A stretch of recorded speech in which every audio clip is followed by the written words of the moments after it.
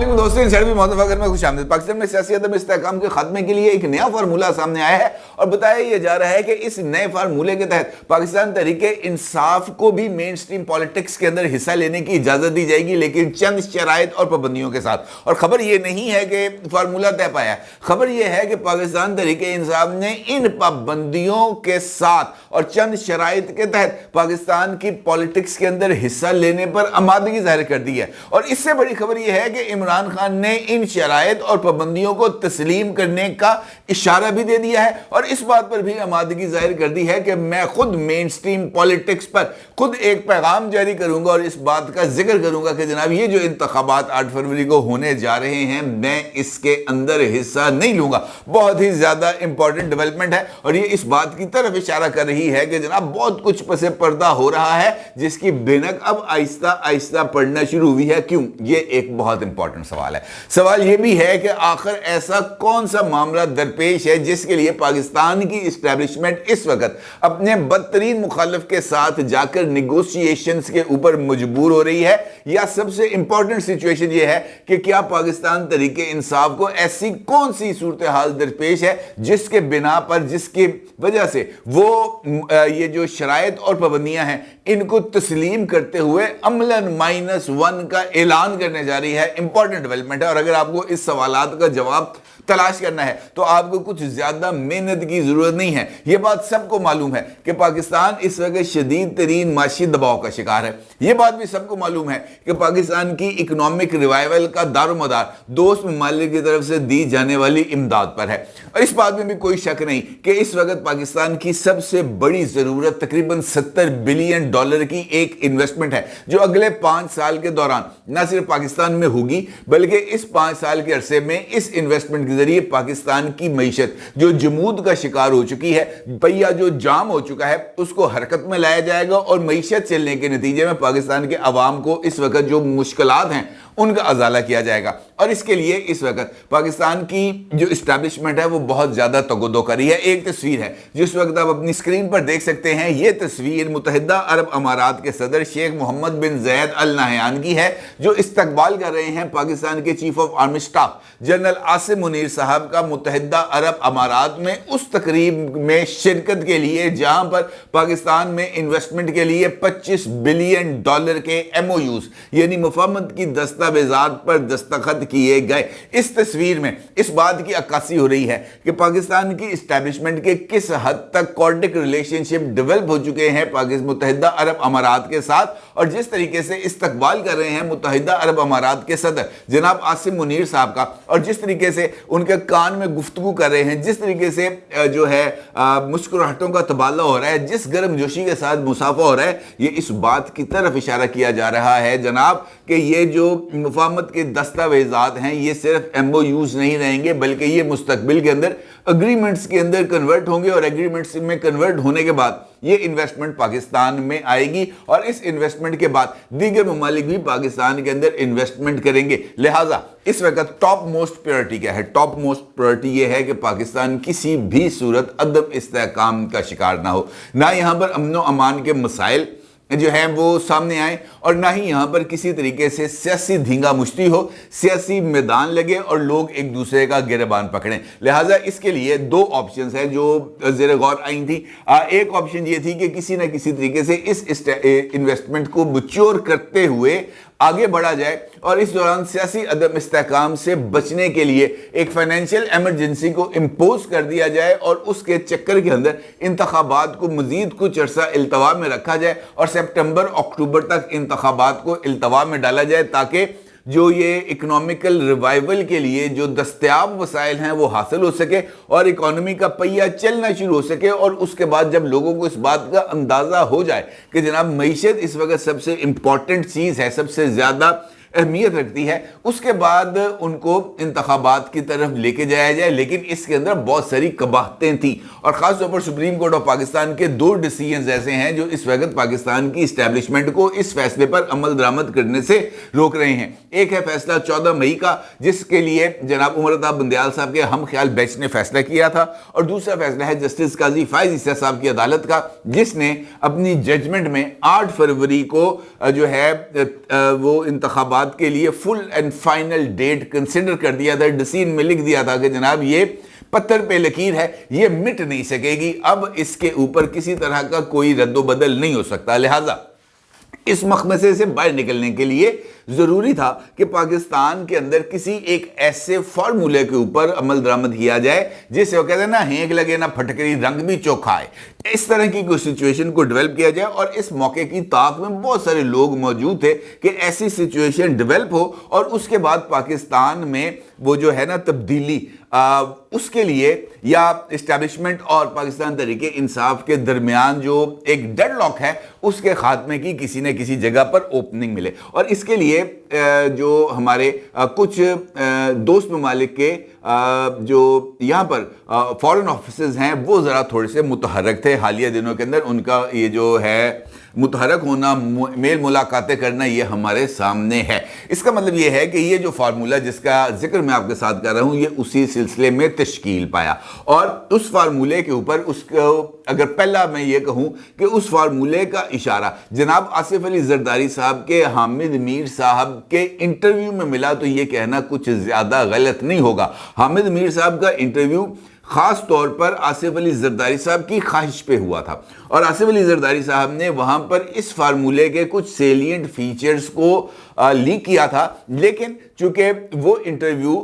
Hype create نہ کر سکا، اس وجہ سے جو خبر آصف علی زرداری صاحب نے بریک کی تھی بلکہ وہ بلاول اور آصف علی زرداری صاحب کے درمیان ہونے والی کھینچا تانی کی بھینٹ چڑھ گیا اور اصل چیز جو ہے وہ ڈسکشن میں نہ آ سکی۔ آصف علی زرداری صاحب نے اس انٹرویو میں اس بات کا انکشاف کیا تھا کہ اگلے انتخابات میں کوئی بھی سیاسی جماعت اکثریت حاصل نہیں کر سکے گی، ایک ہنگ پارلیمنٹ موجود ہوگی اور اس کے لیے ایک نیشنل گورنمنٹ کا تشکیل پانا ہی ضروری ہوگا، چاہے پیپلز پارٹی اس کے اندر شامل ہو یا مسلم لیگ نون اس کے اندر شامل ہو، جو مرضی اس کے اندر شامل ہو، لیکن بنے گی ایک نیشنل گورنمنٹ۔ ٹھیک ہے جی، یہ اس کا مطلب یہ ہے کہ آصف علی زرداری صاحب تک اس فارمولے کا جس کا میں آپ کے ساتھ ذکر کر رہا ہوں وہ نہ صرف ان کے پاس موجود تھا بلکہ ممکنہ طور پر آصف علی زرداری صاحب بھی اسی فارمولے کو لے کر آگے چل رہے تھے جس کے اوپر اب جو ہے عمل درآمد کیا گیا۔ اور یہاں پر میں آپ کو یہ بات بھی بتا دوں کہ ہو سکتا ہے کہ آگے چل کے اس بات کا انکشاف ہو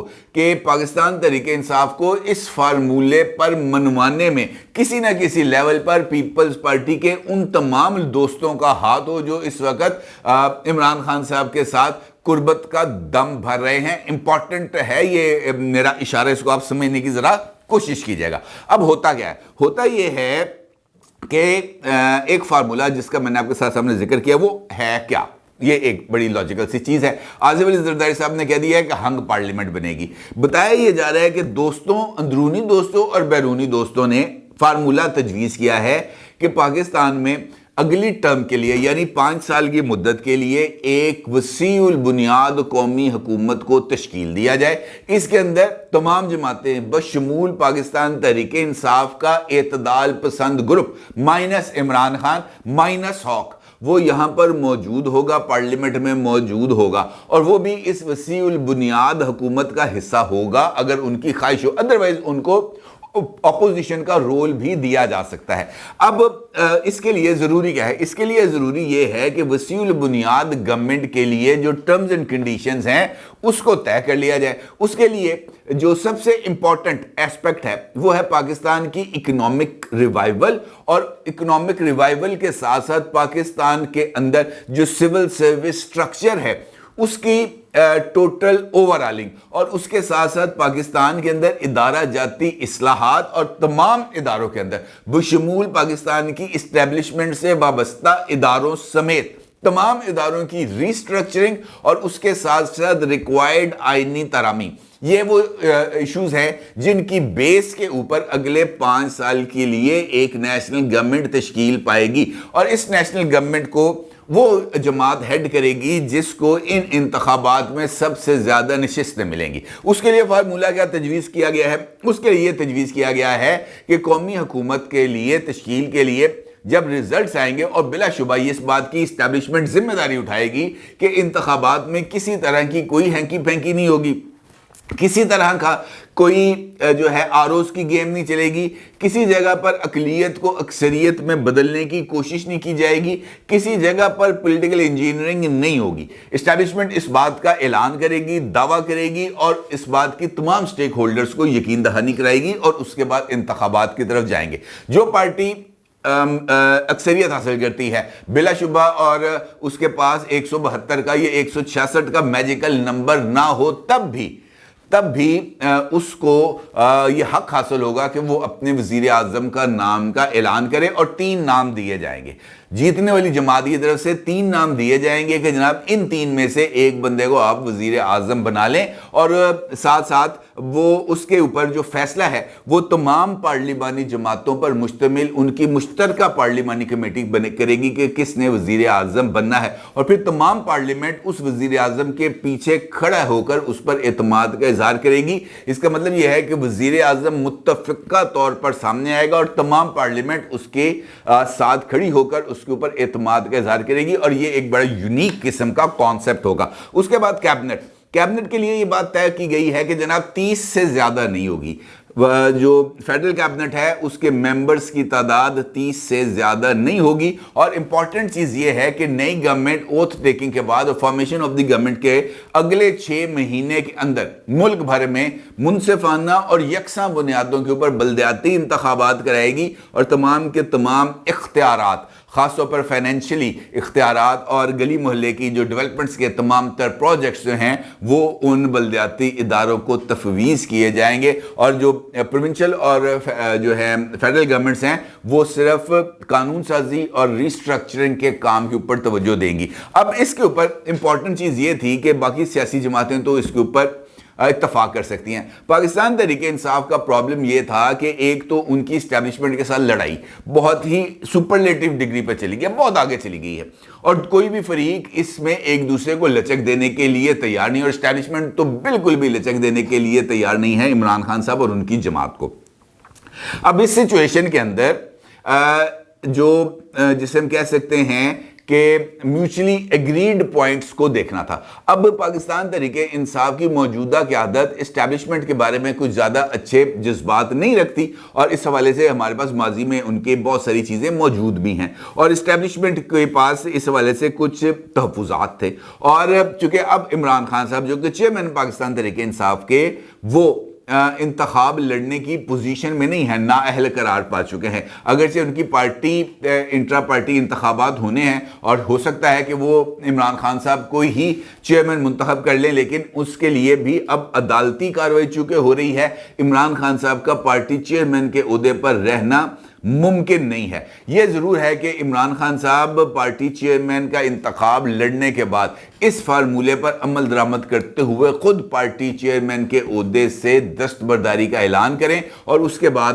جو ہے وہ کسی اور مناسب شخصیت کو چیئرمین کے عہدے پر تعینات کر دیا جائے۔ اس کے ساتھ ساتھ جو فارمولہ ہے اس میں عمران خان صاحب نے اس بات پر بھی آمادگی ظاہر کی ہے کہ وہ اوپنلی اپنی پارٹی کے تمام ایسے لوگ اور سوشل میڈیا سے وابستہ تمام ایسے اکاؤنٹس جن سے پاکستان کی اسٹیبلشمنٹ پر اٹیک کیا جاتا ہے ان سے اظہار لا تعلقی کریں گے۔ ان تمام لیڈرز کو پارٹی سے نکال دیا جائے گا جو کسی نہ کسی طریقے سے اسٹیبلشمنٹ کے اوپر حملہ آور ہوئے ہیں، یا پارٹی ان لیڈر سے ڈسٹنس کر لے گی اور ان کو پالیٹکس کے اندر حصہ اپنے پلیٹ فارم سے لینے کی اجازت نہیں دے گی۔ یہ ایک امپورٹنٹ ڈیولپمنٹ ہے، یقینی طور پر ہے۔ عمران خان صاحب کے ایک سینئر ساتھی اور اس وقت تازہ اپوائنٹ ہونے والے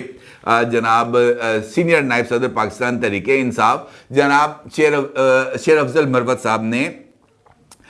دی نیوز کے انصار عباسی صاحب کو انٹرویو دیتے ہوئے اس بات کا اعتراف کیا ہے خود کہ عمران خان نے اپنی پارٹی قیادت کو ہدایت کی ہے کہ پارٹی ایسے تمام عناصر سے دور رہے جو پی ٹی آئی اور پاک فوج کے درمیان تعلقات کو خراب کرنے کی کوشش کر رہی ہے۔ ایسے عناصر چاہے پارٹی کے اندر ہوں یا باہر ان کی مذمت کی جائے۔ اس کا مطلب کیا ہے؟ اس کا مطلب یہ ہے کہ وہ MOU جو اسٹیبلشمنٹ اور عمران خان کے درمیان ملکی اور غیر ملکی دوستوں کے توسط سے طے پا رہا ہے، اس کے اوپر عمل درآمد کا ایک پہلا اشارہ پاکستان تحریک انصاف کی طرف سے سامنے آ گیا ہے۔ اب اس کے نتیجے میں اس فارمولے کو آگے بڑھنے کے لیے جو شرائط ہیں وہ بڑی سمپل ہے۔ عمران خان نہیں ہوں گے، مائنس عمران خان۔ معتدل اعتدال پسند قیادت جو 9 مئی کے واقعات میں ملوث نہیں ہے، وہ آگے آئے گی اور پارٹی کو لیڈ کرے گی کم از کم 5 سال تک۔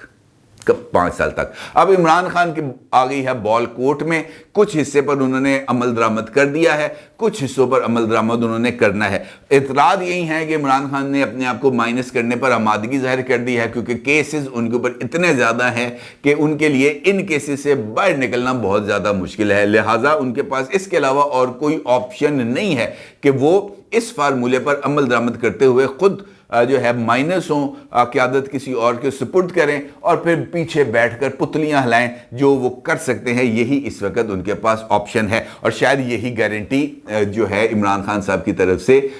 ملکی اور غیر ملکی دوستوں کو دی گئی ہے، اور دیکھنا یہ ہے کہ اس گارنٹی پر کس حد تک عمل درآمد ہوگا۔ اپنی رائے کو ضرور اظہار کیجیے گا۔ آپ کو بہت شکریہ۔ اللہ حافظ۔